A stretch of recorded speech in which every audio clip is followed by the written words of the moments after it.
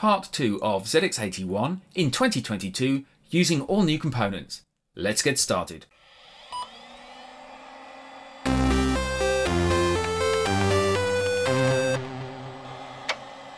As you saw in the previous video, I found sourcing a newly manufactured EEPROM rather challenging in the current chip shortage that we're experiencing, and I ended up using a new old stock 27C256. However, since then I've managed to source this. So let's take a closer look at what this is right now. It is meant as a replacement for the ZX Spectrum 23128 ROM. The IC that is soldered onto the board is a 28C256 EEPROM in a 28-pin thin small outline package and uses jumpers that are bridged with solder for configuration. With jumpers 1, 2, 3 and 4 on and the rest off, the pinout of the PCB matches that of a 28C256 dual inline package. So with the assistance or hindrance, depending on how you look at it, from my little helper, I fired up my EEPROM programmer and set about programming the ZX81 ROM image to the IC. Just as in my previous video, I wrote the image 4 times to the IC. This is because there are jumpers on the ZX81 Plus 38 that enable different banks of memory in the EEPROM to be selected. And, wanting an easy life, this way the ZX81 ROM image will boot regardless of those jumper settings.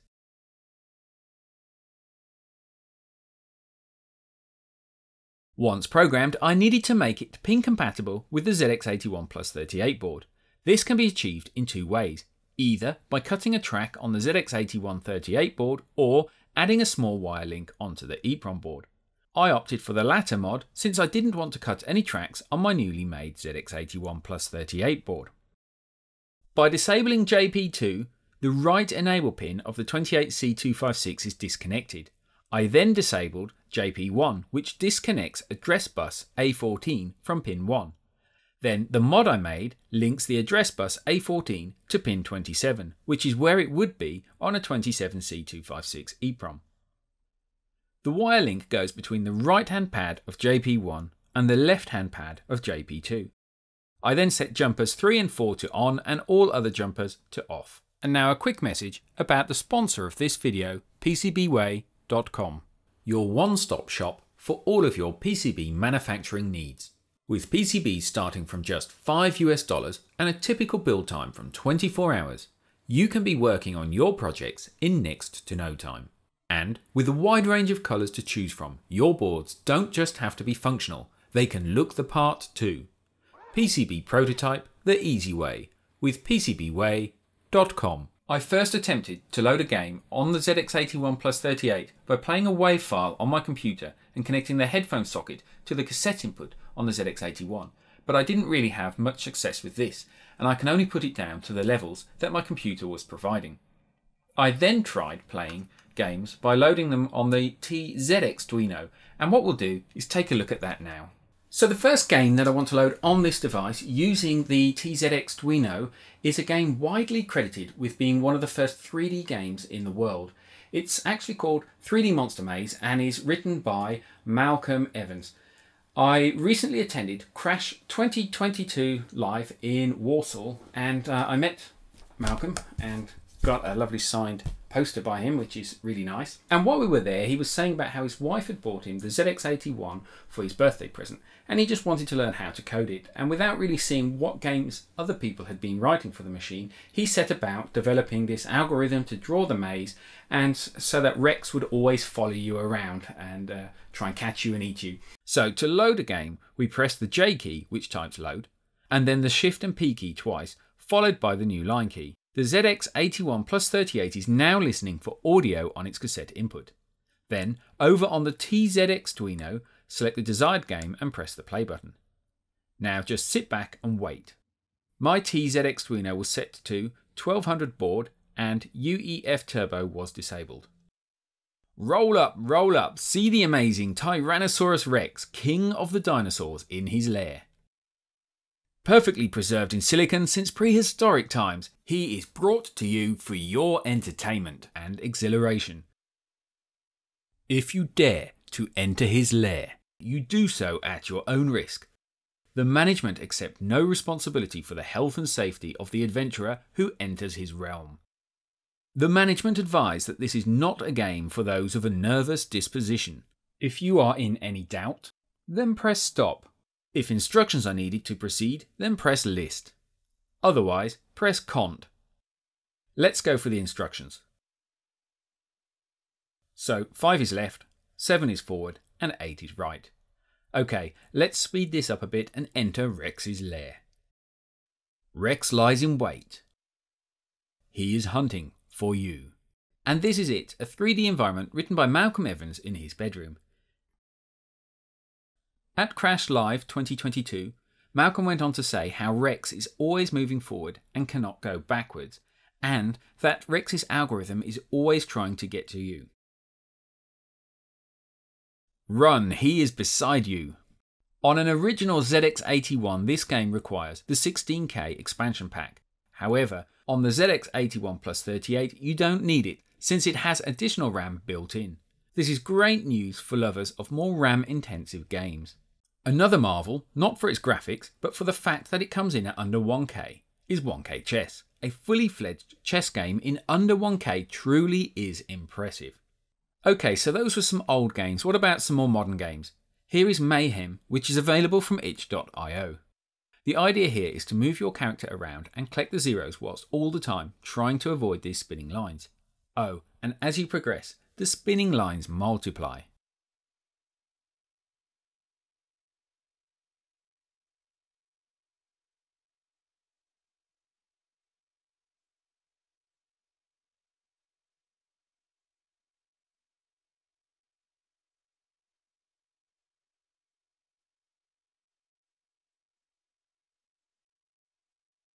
Mage is a maze game where you need to avoid the enemy and collect the enchanted crystals.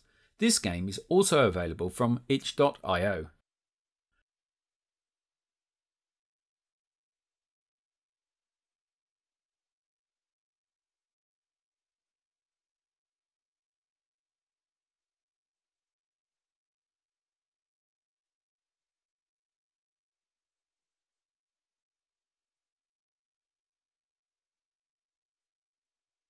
The last game I want to show you via the TZXduino is Down, and you can probably guess by now where I got it from. Yep, itch.io.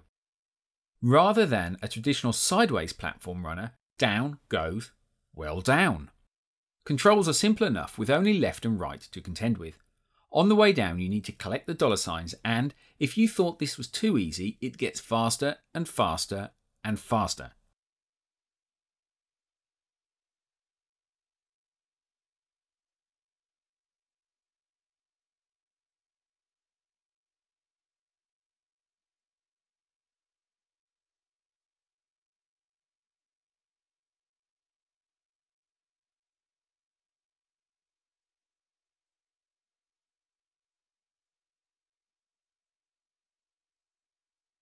So the ZX81 Plus 38 plays really well with the TZXduino, which is to be expected as this is designed to work with ZX machines, and is a great way of loading games downloaded from the internet. But what about playing a game from a cassette? Of course, we just use a cassette player. But the issues that we have here are either a second-hand old one or even an new old stock one. The bands, the drive belts that are in them could potentially be perished, okay, and they not work, or we could buy a new one. I've seen some new ones for sale at Argos and on Amazon. The ones that I've seen here, though, tend not to have the counters on them, which I think you'd like to have if you were writing your own software, because then you can keep track of where you've saved it on the tape. I found this one online listed as new old stock, and upon unboxing it, it did appear to be sealed. Unboxing the power supply reinforces what a godsend modern switch modes are. This thing is positively huge. Right, let's try loading Impact, which I picked up at, you've guessed it, Crash Live 2022.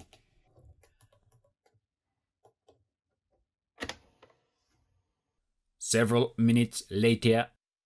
This is an asteroid style game by Bob's Stuff, and what I love about the cassette inlay of this game are the loading instructions, which I'll show you in a moment.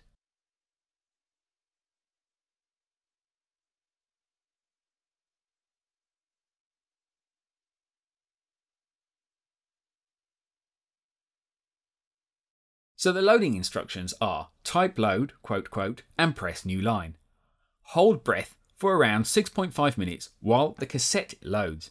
Do not be tempted to disturb the Chunty field by putting the kettle on. That's probably the most important part of the advice. For more information on what the Chunty field is, I've dropped a link down in the description. I'd like to make a mechanical keyboard featuring Cherry MX or similar switches. Using KiCad, I entered the schematics, which are basically the same as the tactile keyboard that Martin designed, which I built in the last video. So here we've got the headers to connect it to the ZX81 plus 38. Here is the LED, and over here we've got the switches. Let's zoom in a little, and if I select this switch and press the E key, the symbol properties will open. Here you can see that I've set the footprint of this switch to Cherry MX 1U. Let's take a quick look at the footprint by clicking this button. And to look at it in 3D, I can press Alt and 3. So here we can see the cutouts that the switch supports will fit through, along with the 2 through plated holes it will be soldered into. Right, let's close that. Next, let's take a look at one of the header footprints. So selecting it, I'll press the E key. And here we can see it is using a standard pitch of 2.54mm between the pins. So let's take a look in 3D.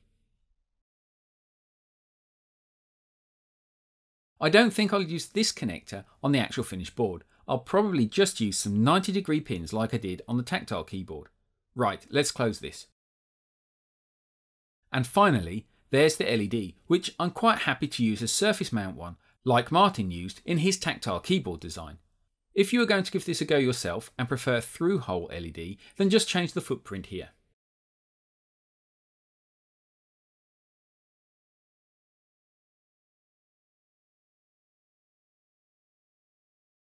To space the switches at the required 19.05mm, I created a custom grid with this spacing. Once the switches were placed, I then set the grid spacing to 0.1mm and drew the edge of the board. Next, I added some mounting holes and then routed the tracks. For aesthetics and ease of routing, I tried to keep all horizontal tracks on the top of the board and vertical tracks on the rear of the board.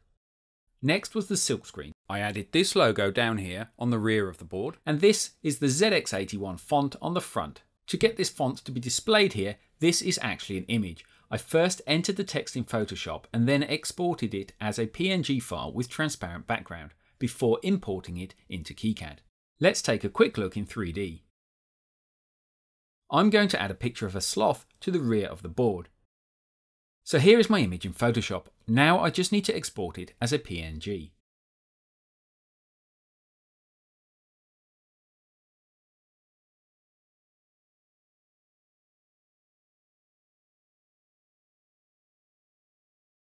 The image is then imported on the main project area in KiCad by clicking on the image converter. Then load image, select the image and click open. The image is imported at full size, so for my image that's 169.3 by 169.3mm, which is far too large, so the size can be adjusted here. It's a little bit trial and error, so I'm going to try 100 by 100mm. Next, footprint needs to be selected, and even though this will end up on the rear of the board, front silkscreen is selected. Then finally click Export to Clipboard. Then back in the PCB editor with no tools selected, paste with Ctrl and V. Fantastic, now I've got the sloth image, but I still need to move it to the rear side of the board. I'll drop the image roughly where I want it and then press the E key to call up its properties. Firstly, I'll get rid of this designator text as I don't want that printed on the PCB, and then change the side to back. And in 3D. Awesome. Right, now I'm going to just tidy up the board a bit and play about with the positioning of all of the silkscreen.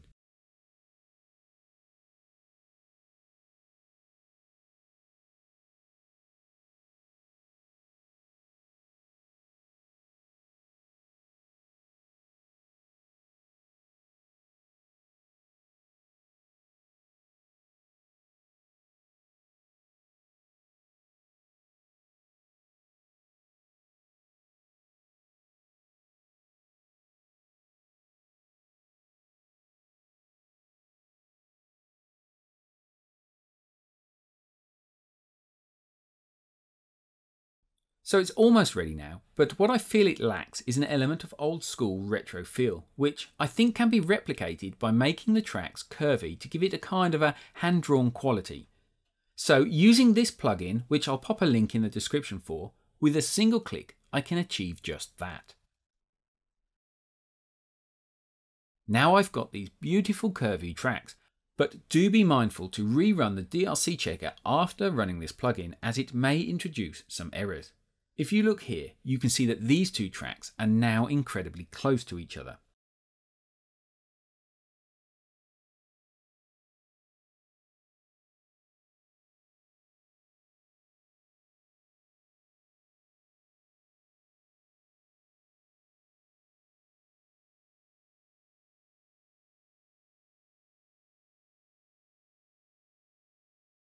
Now the only DRC messages are warnings about the silkscreen clipping, and that's fine since this is simply where the sloth intersects with some of the holes. Right, looking fantastic. Just one more thing I'm going to do, and that's add a copper fill to both sides of the board. I'll start on the rear copper layer of the board. I'm not going to bother attaching the fill to any net. I'll set the clearance to 0.254mm and set remove islands to never.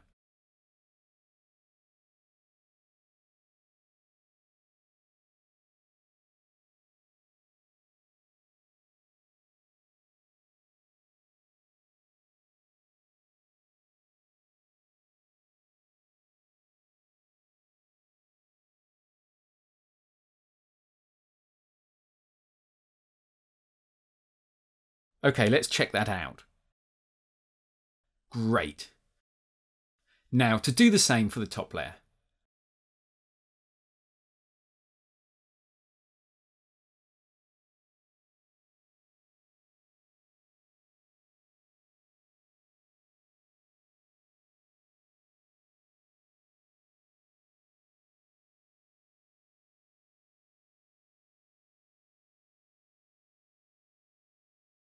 Looking great. One more check with DRC.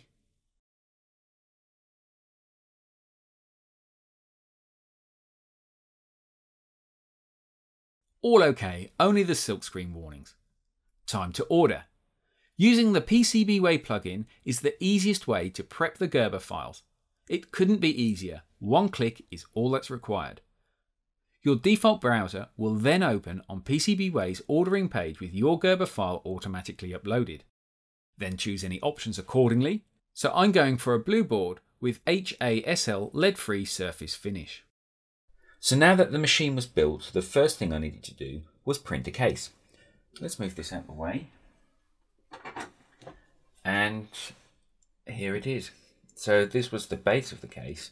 I was quite pleased with how this came out, considering I'd ramped up the speed and it was quite a low resolution.